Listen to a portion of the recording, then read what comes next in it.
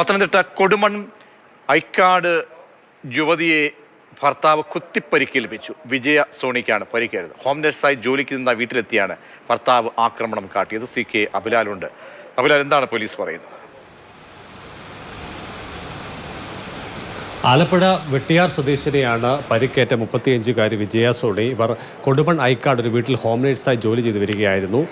ഭർത്താവായിട്ടുള്ള കോട്ടയം ഐമന സ്വദേശിയായുള്ള ആൾ രാവിലെ ഈ വീട്ടിലെത്തുകയും തർക്കത്തിനൊടുവിൽ വിജയ സോണിയെ കുത്തി പരിക്കേൽപ്പിക്കുകയാണ് ഉണ്ടായത്. ഇവരെ ആദ്യം പന്തളത്തെ ആശുപത്രിയിൽ എത്തിച്ചെങ്കിലും വിദഗ്ധ ചികിത്സയ്ക്കായി പിന്നീട് കോട്ടയം മെഡിക്കൽ കോളേജ് ആശുപത്രിയിലേക്ക് കൊണ്ടുപോയിട്ടുണ്ട്. പ്രതി ഐമന സ്വദേശിയായിട്ടുള്ള ആളെ പോലീസ് കസ്റ്റഡിയിലെടുത്തിട്ടുണ്ട്. വിശദമായി ചോദ്യം ചെയ്തു വരികയാണ്.